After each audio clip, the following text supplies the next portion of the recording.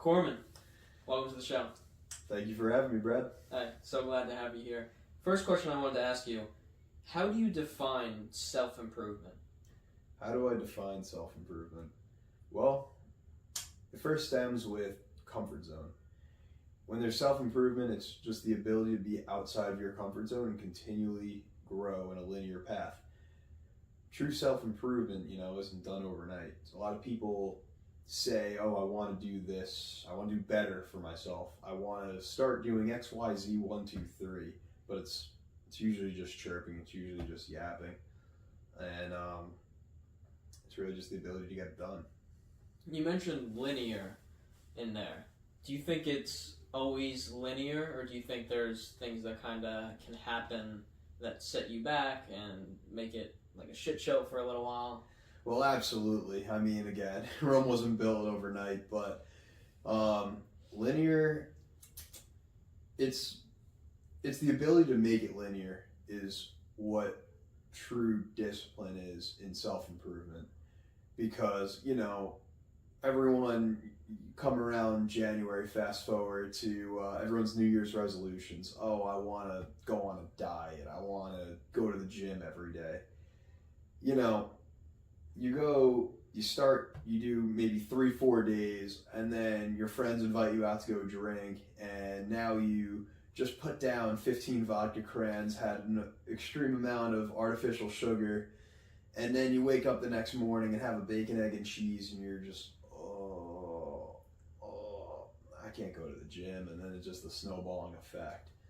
But I feel like, but again, that's, I guess, very specific example, but I digress from that. You get what I'm saying. Yeah. I mean, it's easier than ever to not be great because most people are just good.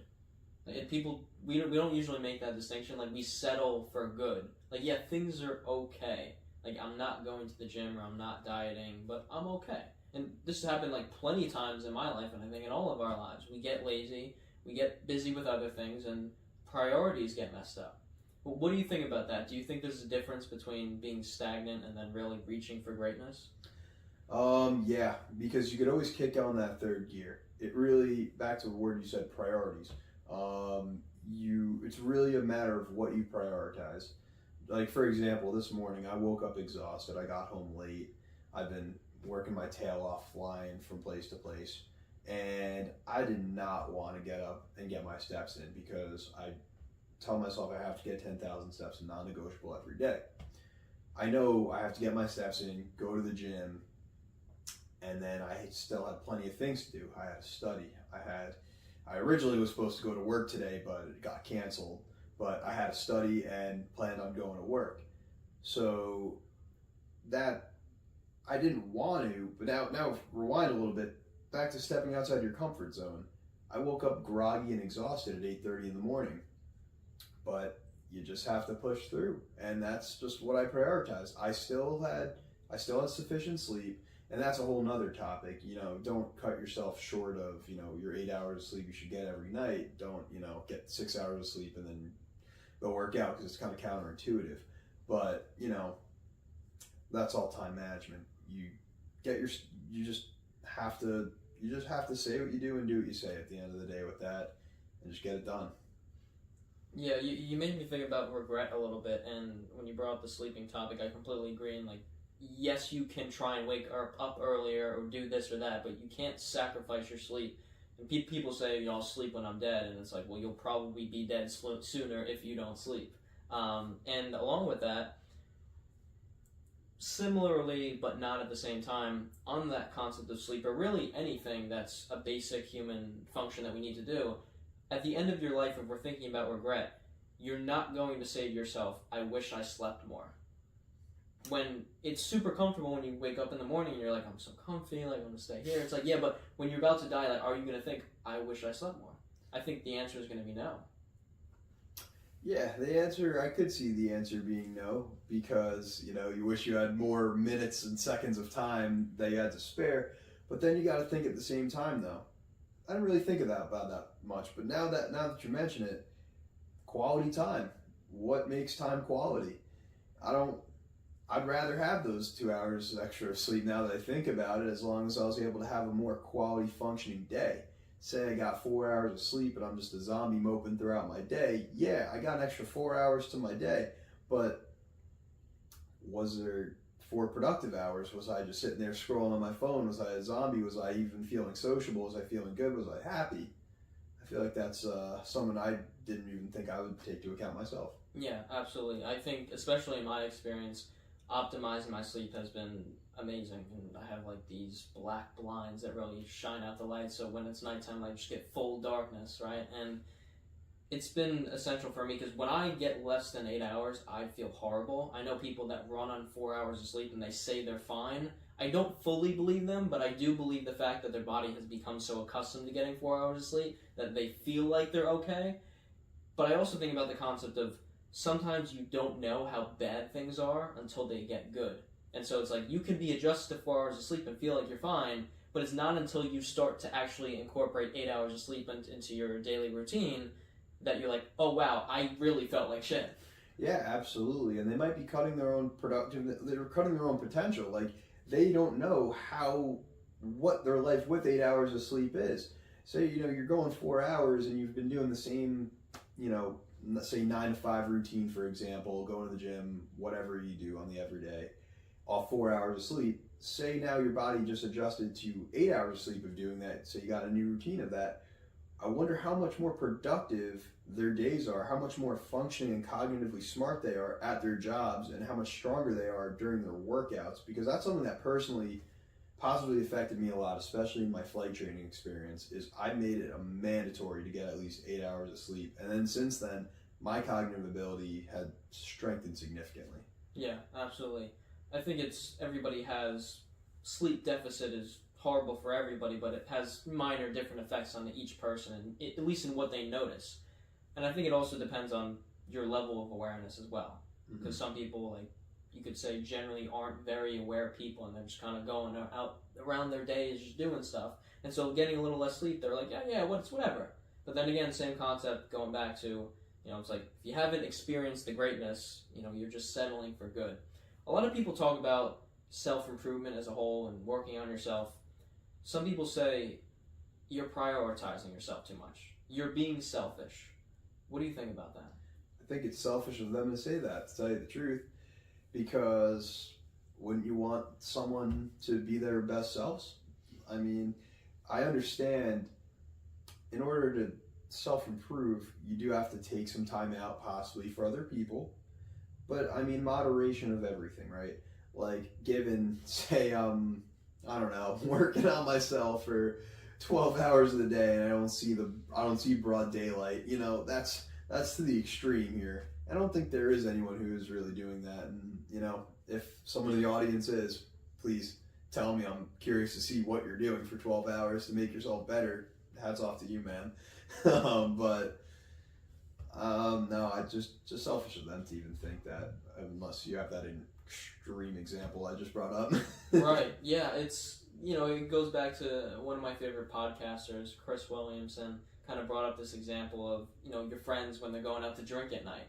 And maybe once in a blue moon on a Friday night, you're just feeling like you want to stay in, you want to do some research, you want to learn about this thing, you want to work on yourself in some way, shape, or form.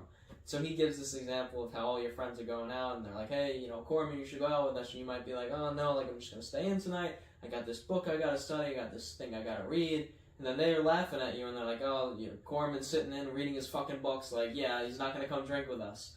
And it's like, yes, but if you took them going out every Friday night, and then you who just occasionally, not even like never goes out on Friday night, just occasionally does go out on Friday night, compared to them who go out every single day for, let's say, the next 3 to 5 years, you're going to be in a completely different place mentally than they are in 3 to 5 years from now. Because of maybe you only spent like 3 hours occasionally once a month on that Friday night working on something, working on yourself. But we underestimate that small steps really lead the way to the big impact. Yeah. And those aren't real friends, If they're first and foremost, they're not your friends if they want to bring you down. If they should be at least understanding that you want to do better for yourself. And if they're not supporting that, they're not your friends. And that also rewinds back to linear. By doing that and taking that time amongst yourself to make yourself better, even if it's 3-4 hours on a Friday, small, self-improvement, the biggest self-improvement is the smallest baby steps. It's the very small things that all compile over time. Like, for example, with getting my steps in, I don't always go on some long, strenuous hike.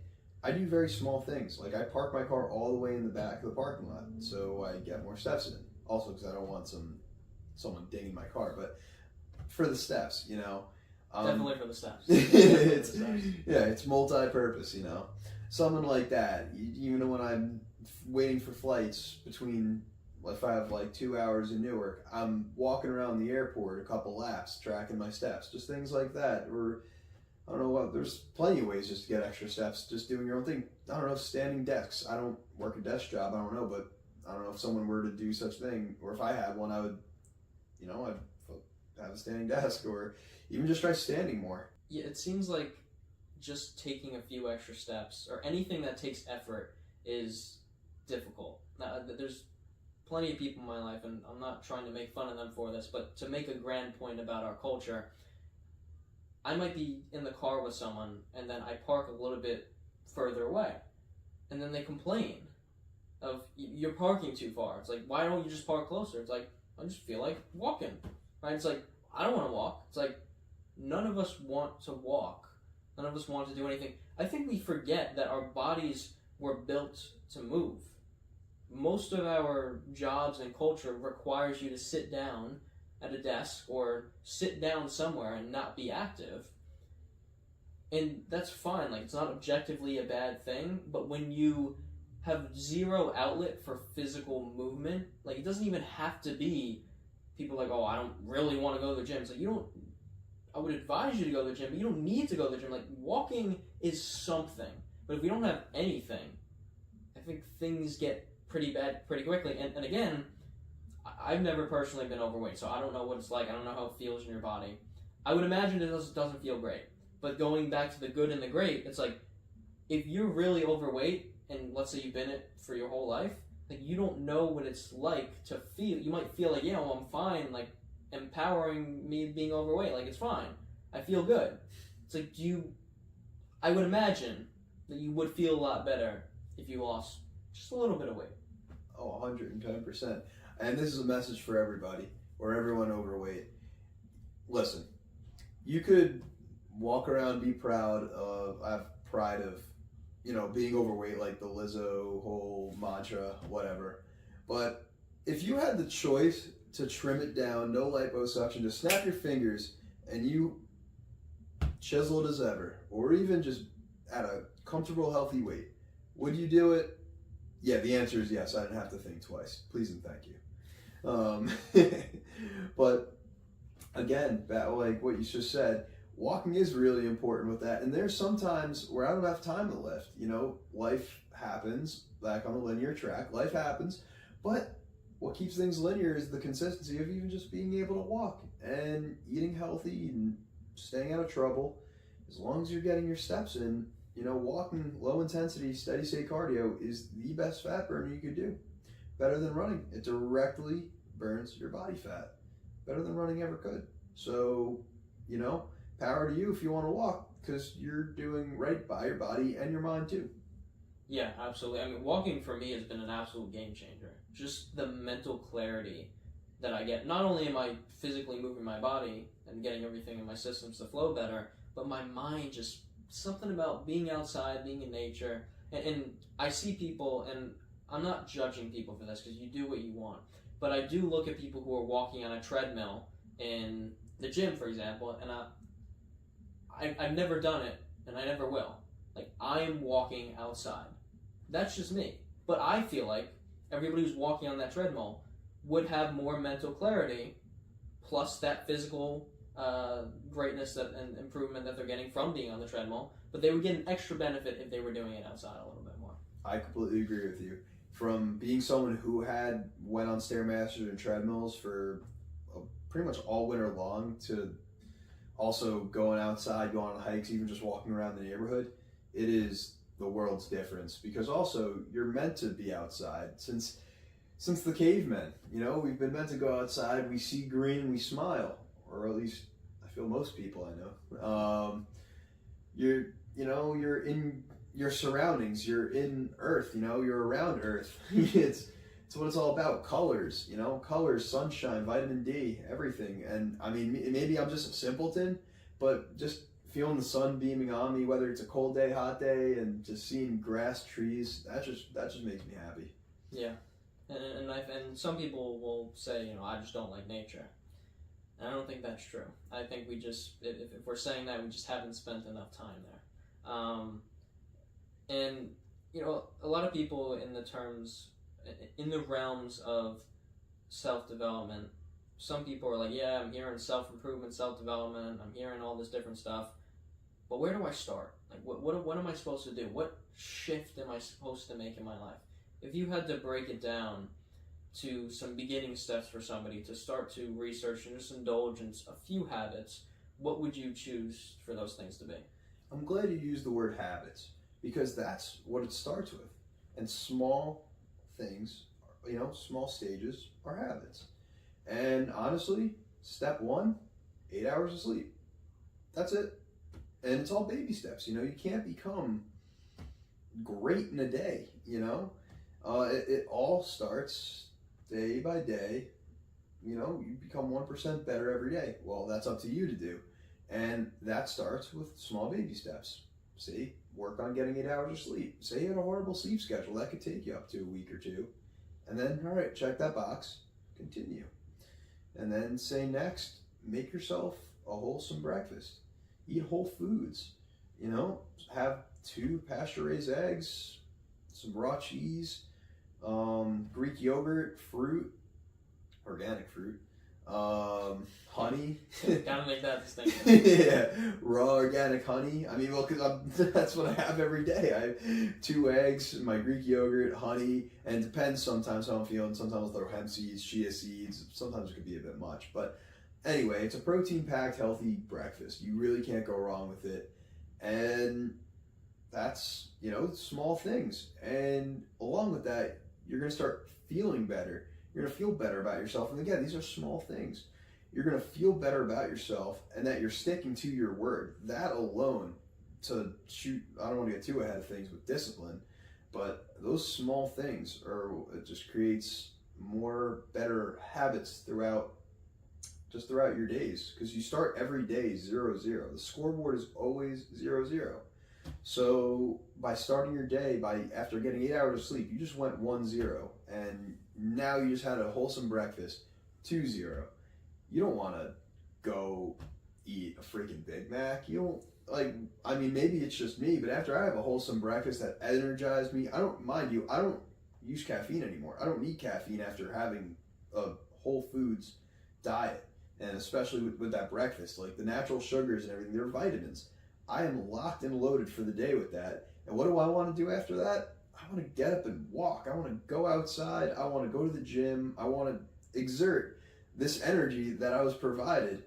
And what does that do? That increases the score. Now, say I'm 5-6-0 on the score. I don't want to go do something. I don't know. I don't have examples of self-harming things because I'm not perfect, but I don't do anything that self-harms. I want to go read a book. I want to go see my friends, make them smile, and just go on my merry way. Yeah, it compounds. Yeah. And that effort that any of us take right when we wake up in the morning is going to be the biggest factor as to what determines the rest of the day. Because you were mentioning the snowball effect before. Snowball effect, positive, negative things in between, doesn't care what it is. Like, whatever you present it with, whatever you present your consciousness and awareness with, and your physical body and what you do activity-wise, that just compounds. When you wake up and feel like crap, and maybe we eat something bad, or we just don't get our mind right in whatever practice we're doing to get that right, it snowballs. It's like, all right, I feel like crap. Now I go to work. Now I feel like crap at work. Now I'm not productive. Now I come home from work. Now I'm sitting in traffic, and that sucks. And now you're angry. Now you come home and you usually go to the gym, but you're not going to go today because you feel like shit. But it's like if you woke up and people talk about affirmations. I think people talk too much about affirmation, not in combination with action, but I think affirmation / intention in combination with action is the perfect combination for a successful day. You wake up, first thought you have, I'm going to have a good day today. It's not a, maybe I'll have a good day today, let's see what happens. You're making that stand for yourself. You're setting that intention. I am going to have a good day today. And what I've noticed is when an event maybe 4 hours later happens, that's usually pretty unfortunate, or it's an unfortunate event, or something more on the negative side. And then what happens when I set that intention is that thought flows back to me. And it's like, oh, this morning I said that I'm going to have a good day today. I'm not going to let this ruin my day. But if you don't set that intention and choose, everything in the external world will choose for you. And that's what we don't realize. Every single day we wake up, it's like that scoreboard 0-0, racking up 0-1, 0-2, 0-20 by the end of the day. And then that compounds even more into your next day, because then on top of that, you feel like crap throughout the entire day. Now you're scrolling at night and it's 2 a.m. and you got to wake up whenever. Now you don't get enough sleep. Then days go by, weeks go by, months go by. It's the same thing over and over again. Momentum, man. Momentum is everything. And we are the only people who could change that trajectory, make it better or worse. So be the man you want to be. There's a lot of advice in general going on in the online space, and for men specifically and people in general, about self-development. What are some things that you've seen or looked into or heard that people are saying, do this, but it's really not that great? Oh, there's one thing that initially triggered was all these stupid diets that are viral, like the carnivore diet, keto, what are the other ones? I mean, even vegan, vegetarian, dumbest. Sorry to offend anybody. I don't really care, but it's all really stupid. That's the biggest thing I've seen with that is specifically diets, because diets don't exist. Diets are totally subjective. Lifestyle is how you improve. Diets are temporary. Can you dive into that a little bit? Yeah, absolutely. How many times do you hear people go, oh, I'm going on a diet? How many times? Then rather see the difference between the people, or have you seen the difference with people who say, I am going to go on a diet versus I'm going to change my lifestyle? There's, I'm not saying any specific names, but I know a few people who are like, all right, I'm going to go on a diet, I'm going to fast, I'm going to do this, I'm going to do that. It's done in a week. At tops, it's done in a week. And then it all just reverts. So why are you going to put yourself through this strain if you're just going to go back to square one? For you to lose a few pounds, and guess what? Your body's actually lacking of many quality things. Like, how many vegetarians are having proper amounts of protein? They lack iron in their diets. Vegans are literally eating processed crap. Nothing they're eating is natural. You see a laundry list of ingredients like this for an Impossible patty when you just go to Wegmans and get ground beef, and there's one ingredient, beef. Like, I'm sorry, which is the healthier option? Can you tell me? Because it's just no. And but yeah. Yeah, I think the modern, like our modern day society of promoting all of these different diets and these different foods to eat and what not to eat. I'm pretty sure there's been a lot of research done on the general like food pyramid and stuff that they push out in schools and all this stuff, and I'm pretty sure science itself has discovered that it's not in the right order. You shouldn't be having this much of this as it's being promoted. And it's interesting because we don't really question anything. We hear like, I heard from this doctor once that I should be doing this. It's like, yeah, but have you ever looked into it? And it's like, well, I don't need to. The doctor did. It's like, well, do you know what that doctor's personal views are? Do you know what their professional views are? Do they align with just what the science is? And how much do you care about, the research that's being done, and how much do you care about somebody's opinion compared to a fact potentially? It's like the point I'm trying to make is, do you actually know that what this person is saying is truth? Because there's plenty of doctors that say this, then there's a horde of doctors that say this, then there's other doctors that say this, and it's like, take in anything that resonates with you, but then look into it a little bit deeper. Like, okay, does this actually make sense?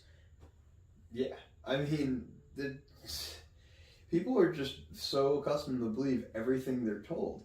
I mean, yeah, sometimes I could be, or at least maybe used to be, more gullible myself, and, I'm just told whatever, even just in grade school, this is the food pyramid, and how many times has that changed since we were taught that in the third grade, you know what I mean? And besides, like you said, with the doctors, they can have their own personal scope on it, and how many doctors are on there in the world? You go on Google and you look up something, you see 900 different points of view on that, and you can see it from all different sources. Could be like University of Cornell, could be some other random school, could be a celebrity, could be a famous dietitian, could be someone on Reddit. It could, you really just have to take it amongst yourself of what you really see and what you honestly want to believe, or what you see mostly as the truth, and also what works best for yourself. Right, absolutely. I think a lot of times we don't think about that. What works best for me? Because sometimes what worked the best for Jimmy isn't what's going to work best for you. It might be, but it also might not be. But it's like, it's worth asking the question, is it going to be? Yeah, I mean, at the end of the day, we're all individuals, to each of their own. Everyone learns differently, everyone's bodies functions differently. And I mean, not to hunk too hard on the diets, some people who have, certain illnesses or disease have to actually go through certain different diets. Like my aunt, she's gluten-free, it was her condition, so she can't do that. Do I think, not like, no, like you need gluten in your diet, like, no, you were actually like told to do this from several doctors, not just one, and you see your body reactive in a certain way, because that's a kind of cause and effect thing. You see what happens and you took action, and it worked. So that's, I guess, a good example of having sources, and it just all happened, aligned nicely. But also, one last thing about the diets before we digress onto something else is everyone in our generation is, the get rich overnight scheme, and I feel like that's how these diets are perceived to be, is lose 20 pounds overnight sort of thing. The Ozempic generation, if you will. Yeah, I look at that and I find it to be pretty wild of how popularized it's all becoming. And, it's like you can't, I suppose, discount the fact that people have certain conditions, and some people can't lose the weight, and it's like, obviously that's a unique situation. But I think for a lot of people, like, we just, and this isn't just overweight stuff, this is just in general, we don't want to take accountability for ourselves. We say to ourselves off the bat, that's too much work. And for the average person, it's like, Ozempic is, because we want everything in life, our biological brain wants it to be as easy as possible. And if you've been, overweight for your entire life, and this thing comes out, and it's like, this is easy to just make you lose weight. It's like, yeah, might invest. But it's like, yeah, you're investing in the temporary fix, but are you investing in you? The answer is, you're not. And depending, let's say you have a certain condition, because I'm not an expert in any way, shape, or form on neither am I. Overweightness and stuff like that. But it's like, if you could somehow use that medical Ozempic thing in combination with lifestyle change, and that could work, great.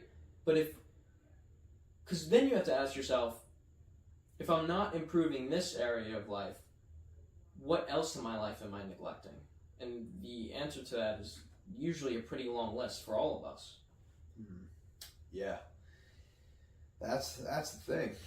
With the lifestyle and everything, you might be improving yourself in one avenue, but just like in all those commercials, as a kid where they say, where it shows the whole law firm of, if you took this pill for some sort of condition, you're liable for this, you're entitled to this amount of cash value or whatever if you have this amount of side effects, and the whole nine with that.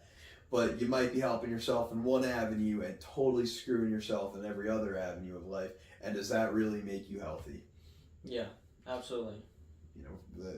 There's people who they might, and this kind of backtracks to like when we were talking about the selfish, thinking you're selfish if you take too much into account for yourself is, are you destroying relationships? Are you happy?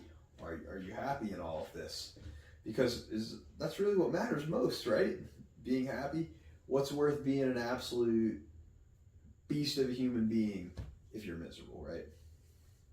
Then the question is, can you be an actual beast of a human being while you're miserable? No. That's exactly what I wanted to hear. Because you can't. Because you're not a beast if you're miserable. Then you didn't really, truly find success in what you were trying to do. Because the true success is being your best you. And that's not your best you if you're miserable. Yeah, absolutely. I think contentment is the goal, and every individual human being will reach that at different points in time, and by indulging in different things, in a different job, in a different business endeavor, in a different hobby, in a different type of relationship, being in a relationship with a certain type of person. It's like, we forget that there are certain things that just aren't right for us, not because they're objectively bad things or bad people. It's just like they just simply don't fit or align with me based on what I desire from my life. It's like I'm not going to choose to hang out with somebody who is a severe alcoholic, and don't want to paint it as just that. If they're a severe alcoholic, have everything wrong in their life, and don't want to improve anything, it's like I'm not going to spend multiple times a week hanging out with this guy, having, trying to have productive conversation with them, trying to somehow make things better. Now, in the realms of that, I mean, it's like taking time out of my day to go somewhere and go hang out with them and go do golfing and go this and that. It's like, I'll work with them as a client, but I'm not going to spend a majority of my time hanging around them, because multiply that guy by 4, and then I'm the 5th person. I'm probably going to become an alcoholic if I only hang out with them for enough period of time. They say you are who you hang out with. But also, gotta still stay disciplined and take it amongst yourself to, steer clear of that. And besides, if you definitely didn't really see eye to eye with most things in life, and they, have pretty horrible habits that would steer you the wrong way, most likely that's someone you're not even hanging out with at all. Right. People wonder nowadays a lot, and I'm wondering a lot nowadays, how do you figure out what is of value to you? How do you have values and core beliefs for yourself when there's so many different viewpoints and opinions, and what is a fact anymore, what is truth being thrown into the world, and the mix of not the political realm necessarily, but literally everything? So my question to you is, if somebody asks me what are my values, and I'm like, I don't know, it's like, where do I start with that? Just for who I am, that's a great question. I'm just the kind of guy, I really just go with the flow with everything, and I just read the room wherever I am. And I'm not saying I'm a chameleon. I'm adapting wherever I go, but not to the point where it's in self-harm. Because I'm not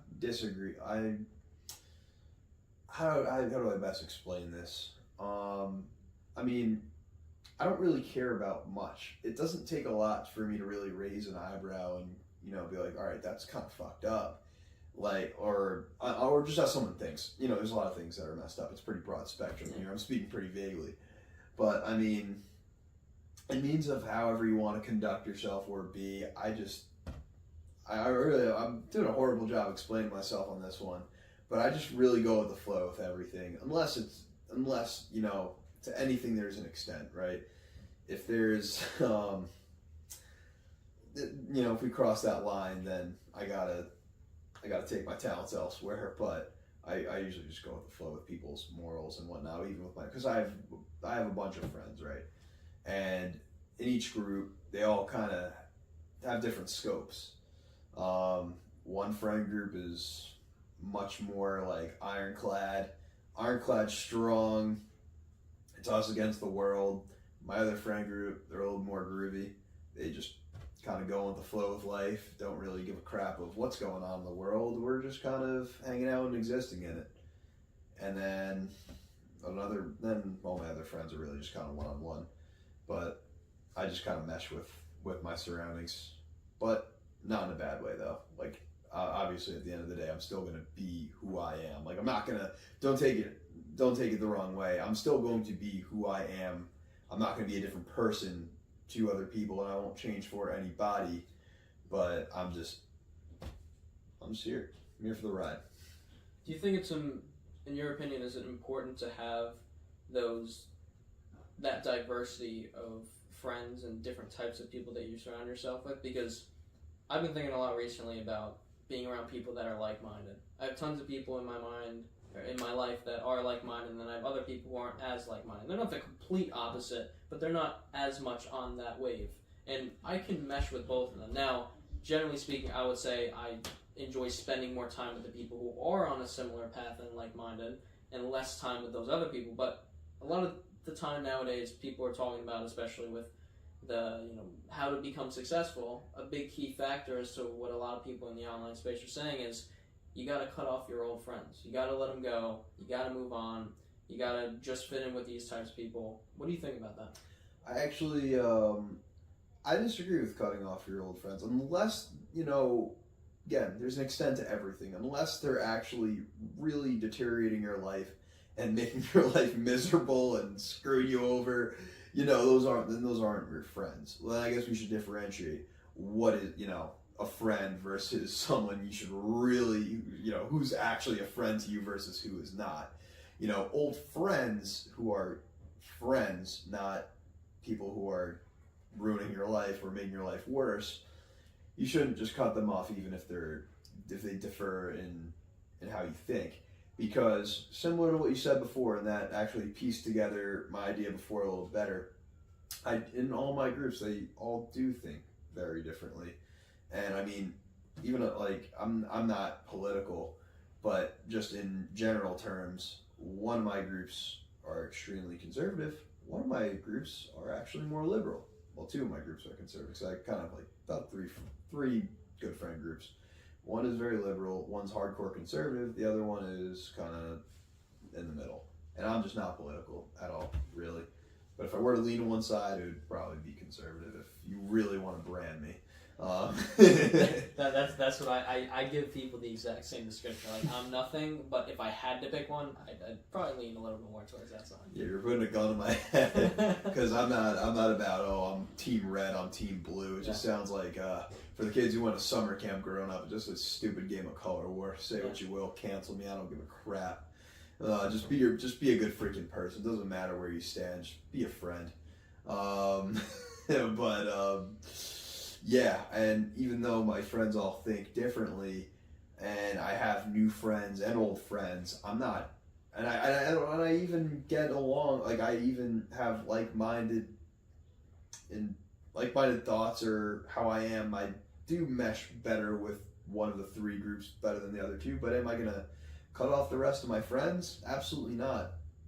Yeah, do I relate to them more? Yes. But I'm also a very sentimental person, and I appreciate the time and love that I've had with all my friends prior to that. And it takes a lot to piss me off. And if I'm only going to cut you off as a friend if you do something unspeakably terrible to me. Otherwise, if anyone needed me, I'm a phone call away and I'm there in the blink of an eye. So I'm keeping my friends. Right. You're all wonderful if you're watching this. I love you all. Absolutely. Yeah, it's interesting because, especially in the online space and with all these gurus and people looking up to certain people who are creators, a lot of these individuals online have become like gods, and people treat their word as a religion. And they say, well, this person said this, and I really like them, and what the success that they have is. And so they just take every single word, do it. So they hear, as a young guy or a young girl, like, cut off my friends, there, done. Friends are gone, all right, what's next? And it's like, hold on a second. did you need to cut those people off? Like, I do think there's a time and a place, at least just for me personally, that I spend less time with certain types of people, but I still spend time with them. And it's nice to get that diversity of viewpoint and the types of hangouts that you have. And it's really, again, going back to the individualism, what works for you? And just asking yourself that, because the what works for you question and the why am I doing this or not doing this in any form of life, you don't ask yourself that anymore. It's like, why am I doing this thing? Why am I not doing this thing? We don't usually ask ourselves. If you started asking yourself that question, it's a one-word question, you would get a lot of answers that you've been wondering about for years, just by asking yourself. Absolutely. Very, very well said right there. Oh, why did you do that? Oh, because he told me to. Because Mr. Beast said I should do it. Yeah, very, very well said. Yeah, in terms of self-respect, so I think values and self-respect can be correlated. What does self-respect, like, to you, what does self-respect mean? It means being unapologetically yourself. It means that you love yourself, and not in a cocky, arrogant way either, because then that's a whole nother problem. Self-respect means that you take yourself to account first, not in a selfish way, but you're mentally mature, you're accountable for yourself and your actions, and I guess it's really it. In the realms of holding yourself accountable for your actions, it's something that I see significantly more and more dwindling, and people that I know, and as a culture, especially in the United States, we're kind of like I feel like doing it, so I'm going to do it, and it's like, who cares if it really hurts the other person, or they hurt me first, so I have to hurt them back. There's this whole, we have a massive culture, especially in the dating realm, of like revenge, and I see it and I go, we are all so fucking broken that we feel the need to do this thing to this person because they did you wrong. It's like, yeah, they did you wrong, but does it make you any better of a person to then revert the same action back to them? It's like, going back to the values conversation and self-respect, do you have either of those things at all if somebody wrongs you and you're instantly like, yeah, I need to make things worse for them? You know, they always say some less is more, and I don't remember the exact quote. I mean, it's from Star Wars and Yoda, where he said, did you ever watch Star Wars? Yeah.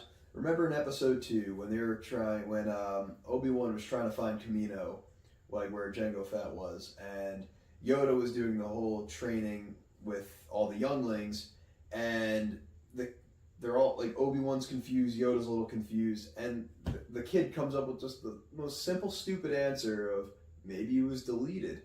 And Yoda's like, maybe the mind of a kid, like something along the lines of that, like, it's back to the basics, like just the most simple ideas are really the best ones, and less is more, which brings me to what I'm going to say now. Is let's rewind to when we were kids, and what are some of the first things we were told by our parents? Treat people the way you want to be treated, right? And two lefts don't make or two wrongs don't make a right.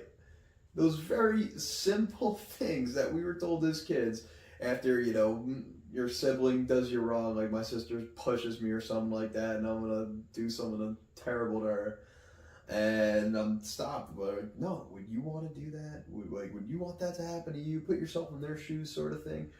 It seems this generation they're very hurt and immature and can't bring it back to the basics. And sorry guys for my little my nerd tangent right there, but that's sometimes the best way for me to explain things. But just simply have respect for one another at the end of the day.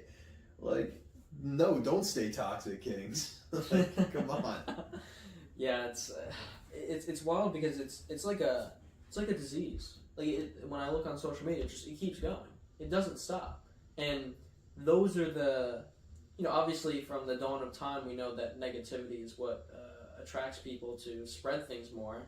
But that's also, it's true, but there's also the opposite of like something incredibly positive can also be spread just as much. We see that with social media. But especially, like, if we had to put a percentage on social media content, positive versus negative, I think a lot more is negative, even though there's absolutely tons of positive content on there. And the purpose of what we're doing right now in this content is to contribute to that positive percentage. But in terms of the negativity, it's like someone, you know, a girl or a guy will post like one negative experience or horrible experience that they've had with, you know, someone on a date or something like that. And then you just hear thousands upon thousands of comments of just like, yeah, you know, horrible person, and I hate all men, all women are the same, and it's just like, what is happening? You know, I do not like social media. I know I'm doing something for social media right now, but I personally hate social media. I don't hate you guys. I hate social media because mostly I feel like it's a negative influence. And a lot of people are negative affected, and rewind to COVID, where everyone was stuck on their phones for all those months. I feel like it really fabricated people's feelings and what they really feel, and it really changed people who they are, what they want to put themselves out as. They just are, again, easily influenced, like kind of what we said before. Oh, he told me to do it, but it could be in a good way. It could be, absolutely. Like, I see great recipes all the time, and I'm like, oh, I'll do that, and you know, now I can make a pretty mean steak from Instagram Reels. That's literally how I learned how to cook. So that's one positive thing. But also a lot of people with body positivity and stuff, just seeing people who they see as perfect, and these, you know, especially with girls, they see these women with bodies and, you know, perfect faces and whatever they're doing, and they just self-reflect, not in a good way. And I've noticed a lot of, and this is just my perspective, and what I've seen is now in this generation, people are, and honestly, not even just girls, guys too, are struggling with eating disorders more than I've ever seen. I didn't even really know what an eating disorder was growing up, because I knew what it was, but I didn't live under a rock, but I feel like it's been way more blown up now than ever was before, and that's just one example of something from social media.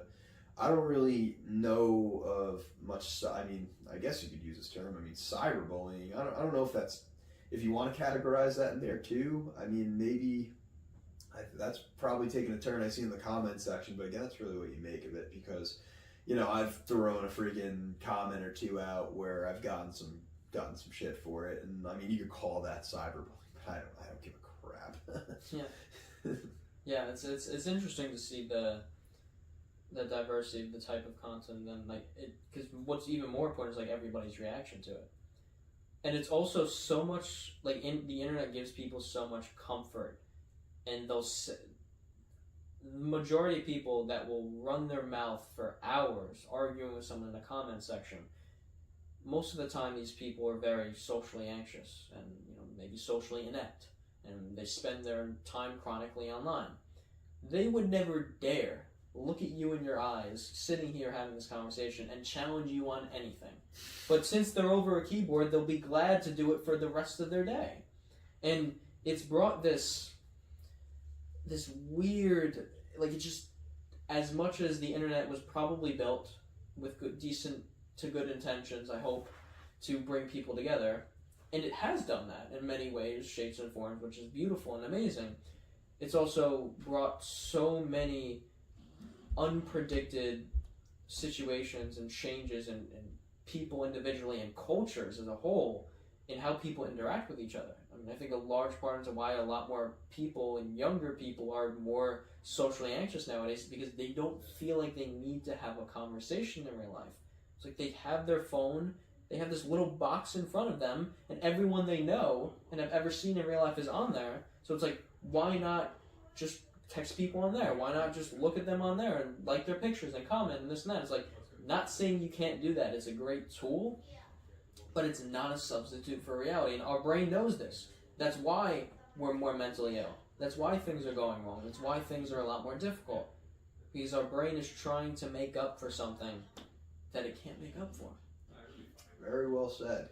It's true. I mean, how often do you see people just on their phones, just texting and texting and texting?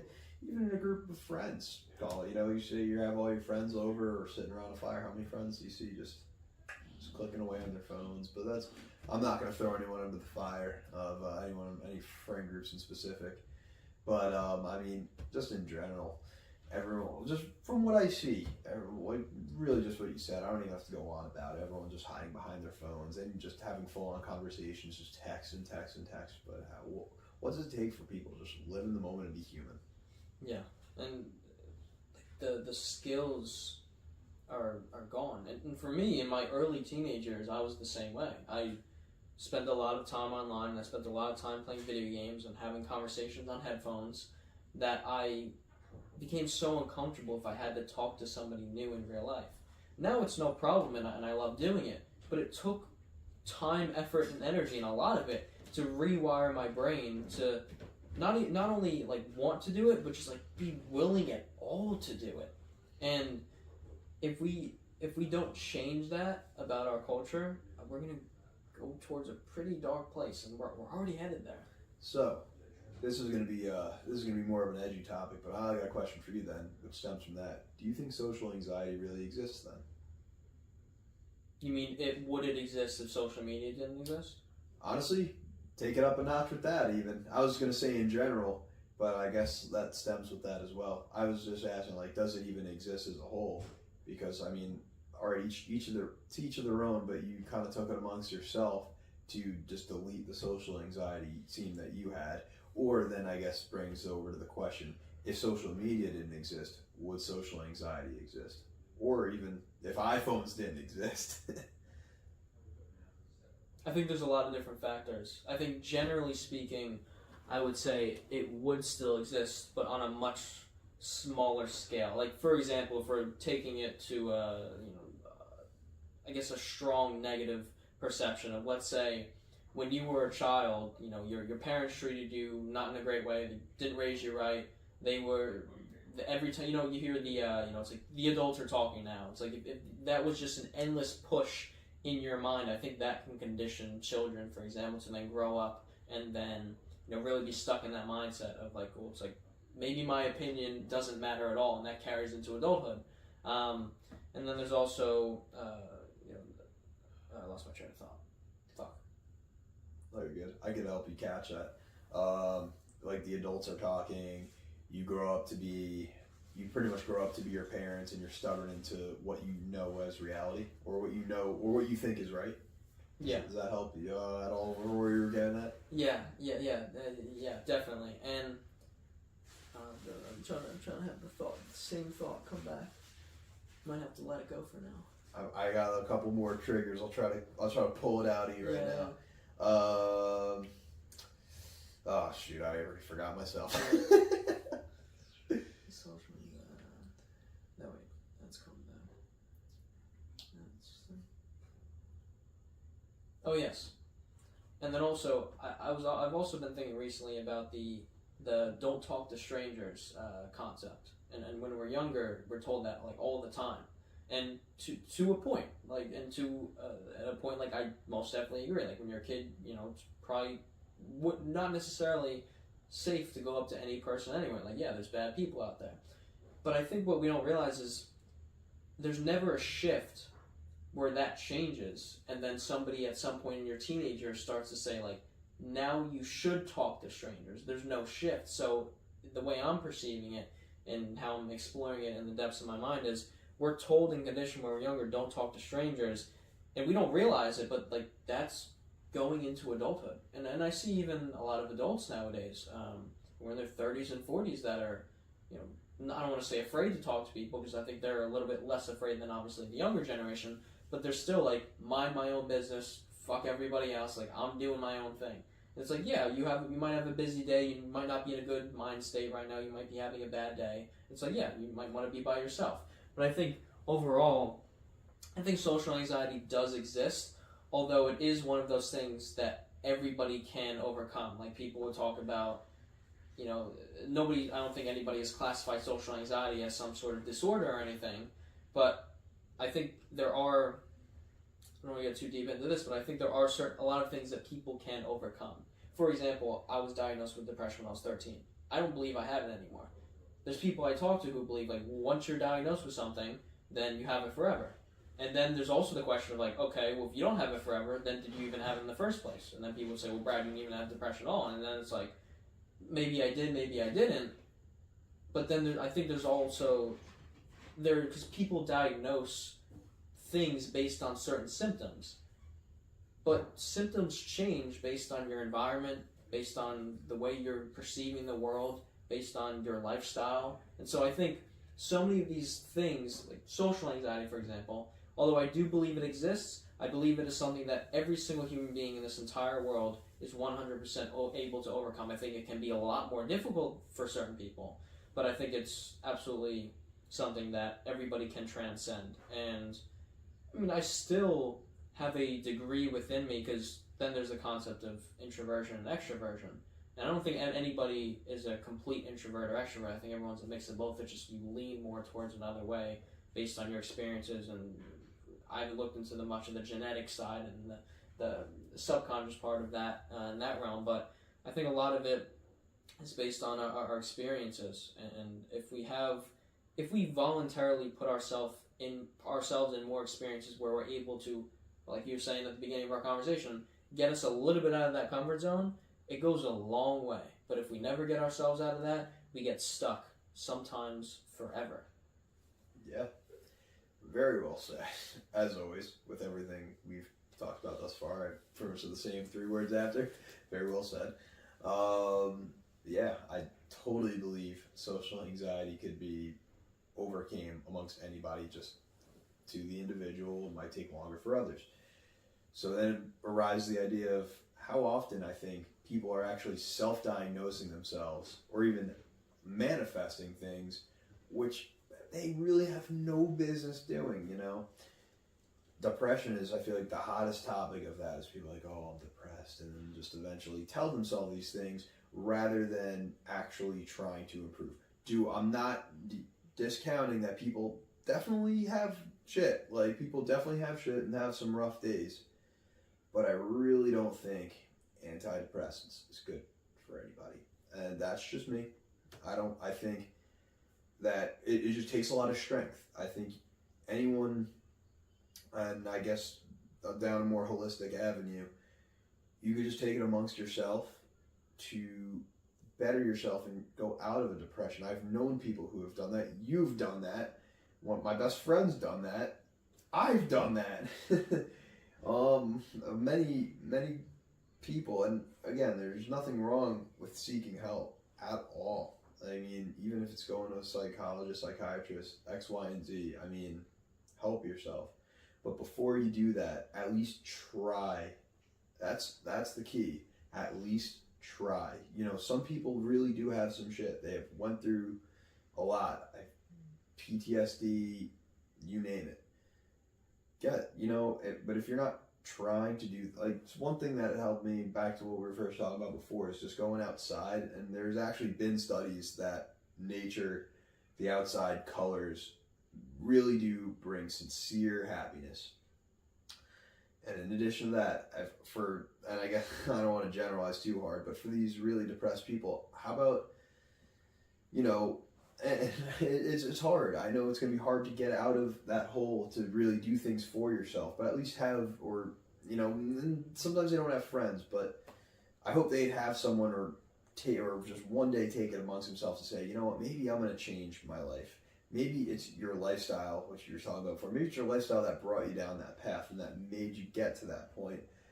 A little bit more self-reflection before creating labels. And I don't want to sound like an insensitive piece of shit, I promise. But just before you go AWOL and go to get medication, I think just try looking internally as far as you could, especially getting outside that comfort zone, because a lot of these people physically and mentally cannot get out of their comfort zone, which is a part of their depression. But give it a shot. Take action. Period. Yeah, it's worth taking a look inside of, because it's hard to, the accountability, hold yourself accountable. Did I do everything, or taking a lot more less scale than that, me being this depressed, genuinely ask yourself the question, did I have any factor in creating this reality for myself? The answer might be completely no. It might be. I think for a lot of people, it's like, yeah, I do this one thing every day that, really makes me feel like shit. It's like, okay, that's one thing that is probably contributing to that. And then like you're saying, on the lifestyle side of that, what if I tried to do that? Because, sometimes quitting something cold turkey is very difficult. What if I just tried to do it a little bit less and just see how I felt? Okay, that's a small, we were talking about earlier, small steps. You take those little small steps and you start to see different changes in your reality. Not only sometimes in your external world completely, but just internally, you start to feel a little bit different. It's like, okay, this feels a little bit better. It's like, I was 16 when I just stumbled upon a YouTube video that was talking about self-development, which I never really heard about before. And hearing him talk about getting in the gym and walking and running and meditating and focusing on your mental health, it's like, I heard about that, I'm like, why not? Like, why not try some of it? And it made all the difference. It was those small things that were the catalyst and then allowed me to become obsessed with optimization and making things better in a positive way, at least in my personal opinion and perception of my journey so far. I think everything's been absolutely beautiful. And then also, it's like, wouldn't it be the greatest story in the entire world to be able to go from the place that you're at now and then to not have to deal with that anymore and have the hero's journey of like transcending and fighting these battles and getting better, but because of social media and the comfort zone of, it's fine that you feel this way. Like, it is fine that you feel this way, but it's not fine to stay there forever. You need to change at some point. So nowadays, it's like, for a lot of people, it's like, yeah, well, that's too much work. And it's like, the hope is gone. And it's, you boil it down to the back end of it, you're the one stopping you. It's not the external situation anymore. Yes, there's, trauma exists and, like you're saying, PTSD, all this stuff, like these severe things, yes, they're all factors in the equation.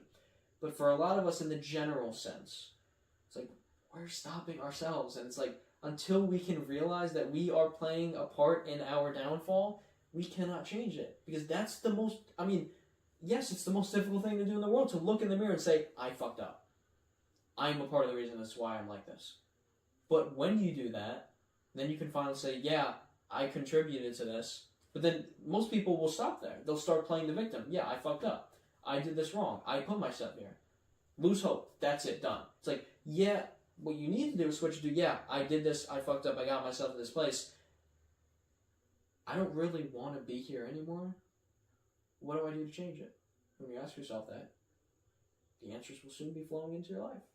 You're the captain of your own ship. And it really is a shame how much people see what they have to do to get it done and just physically cannot get out of their comfort zone. It is really sad. Well, not to me, because I've done it. But it's sad. Like, I'm not pouting over it, but I'm like, for other people, like, it's, I don't even feel bad for them. I don't. Like, I did for a second, but I'm going to contradict myself. I don't. Because you've done it. I've done it. What makes us different from anybody else? I've had my drama. I've had my trauma. I've had my shit. I could have a whole Torah of things that weighed me, that I could sit home and just put a thumb in my mouth and say, this is why I can't do things. I could do that in a heartbeat. Am I going to? No. Do you want to live in that? No. Do you want to sulk in that? No. You are the change you wish to be, or however Gandhi said it. But you are the change you wish to see. Whatever, cancel me, I don't care. But it's, take action, man. Yeah, absolutely. In the realms of people asking themselves, well, how do I get myself to that point where I can finally feel motivated to take action? It's like, what are the first steps for those people? To find motivation, it's having a goal. It's having a grand goal. This is actually something that for said person, I'm very trying to instill into them who isn't very motivated, who has to take a very big exam. Said person finished all their schooling and just has this one final boss to beat, and then they're on their way to a successful career. But this said person is having trouble finding motivation. So it's actually something I'm trying to look for inside myself to give this. I don't care about said person. It's my sister. I'm trying to give her all the motivation in the world. One thing I'm trying to throw at her is, I'll put you on my travel benefits for work, so I get to fly for free on standby. I'm like, all right, if you get that test done, I'll throw you on my plan. I'll cost $200 and go fly to France. I don't give a crap. But I mean, for most people, I guess that's just a very specific example that I'm dealing with now. But could you actually restate the question again? Because I might have just went a little off. No, yeah, absolutely. How, for somebody who doesn't really feel the motivation to start to do that thing or to start doing anything, it's like, how do they start to get themselves to a mental place where they're able to start looking into it more and then taking a little bit of action? All right, so I guess, yeah, they have to be driven for their goal, and the truth is, that's an answer. That's actually a question I can't even answer, because for all you out there who are waiting for me to give an answer to that, it's rhetorical. That's something you have to come up with yourself. There's nothing I could say or he could say that could make you motivated to do anything. Maybe we might help and be a supporting cast, but it is up to you to have that goal. I can't tell you what your goal is going to be, and you have to know what you want and figure out a plan to do it and see all the things you have to accomplish and then make that first step in making that change. So I wish I could have given you a great answer there, but that's all from within, my friend. Yeah, I mean, that's what we forget. We forget that we have answers within us already. Exactly. We don't have any secret sauce. There's no secret to it all. It's you have to go in your mirror and ask you what you want. Why are you here? Do you even know why you're here? This is something you got to figure out and live with. Live and let live. Yeah, and it's like, what resonates with you, and what doesn't. There'll be plenty of things that we have both said that people will say, oh yeah, that makes sense, and other people say, well, that doesn't make sense, or I don't agree with that, and they're like, that's fine. It's like, take what applies to you, and it's like, that's the point in listening to any podcast or witnessing any conversation or being in a conversation with someone. It's like, but the point is to remain curious and open, and to learn and look for that positive outlet for that change to occur. Because a lot of us are hopping into conversations with the closed mind immediately. It's like, I know this person has a belief that I don't agree with. We're going to fight about it. What does that do for you? It's okay to, things are going to happen. There are people who have some really bad trauma. Really bad things can happen to you, whether it's death, family, something along the lines. But don't get it twisted. You have to live through the suck and handle your problems and come to terms with things. Like, that is non-negotiable. You have to. But at the end of the day, as much as it sucks, you still have to put a period and move on. Life's still moving, and you can't live your life with that grief. Even though you definitely don't have to forget things, but you can't let it weigh you down at the end of the day. You still need to keep on moving and continue doing good for yourself. You can't just have that sitting on you for the rest of your life and just not progressing at all. It's not healthy. And I've met many people at work or even friends that had went through just terrible things like deaths of people in the family, really childhood trauma and whatnot. But at the end of the day, lack of better words, at some point, you have to man up. Live in grief for as long as it takes you, but, say, 20 years down the line, you gotta step up and I'm not saying wait 20 years, but life's still moving and you still have to do right for yourself and, keep moving, just keep swimming. Yeah, and sometimes we hang on to certain past experiences voluntarily. Sometimes we have such a hatred for this person or this thing, and we fail to realize that and sometimes we do it because it's like, yeah, that person's a horrible person. It's like, yeah, but you holding on to that hate is hurting you and not them. They obviously don't care, right? It's like, you're the only person who's negatively impacting yourself, so why not want to change that, right? And it's like, it's not like, don't forget that happened, because it has shaped you who you are in some way, shape, or form, and has caused bad things to happen and you to be in negative states. But use it as a stepping stone. I mean, that's how I viewed the depression. It's like, it was a stepping stone to me getting to where I am now.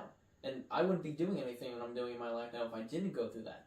For most of the people watching, or everyone, whatever dark thing you're going through, you might call me crazy at this point, but at some point in your life, if you manage to overcome it, you will look back and you have this realization of, oh, that's why that had to happen, or this is what that taught me, and now I can move that forward in my life. Just take things as they come and make your life better when you got the power to do it. Yeah, that's a beautiful part of, being blessed to be alive and being present, is you have the power. You have all the power, the captain of your ship. 100%. Corman, thanks so much for coming on the show, man. Of course, Brad. It was a pleasure. Thanks so much for having me. Yeah, absolutely. Do you want to shout out any social media, anything, any means of contact for you, anything like that? Honestly, just show Brad all the love. And if you guys are interested in me, he'll give you the information. Because that's if you really that's if you really liked me enough to take the initiative to go to him, and then he'll come to me, and then that says to me, oh, this person was actually interested. Here I am. But everyone, show Brad a bunch of love, like, sub, do it all, make him rich so he can spoil me one day. Keep sending the donations over.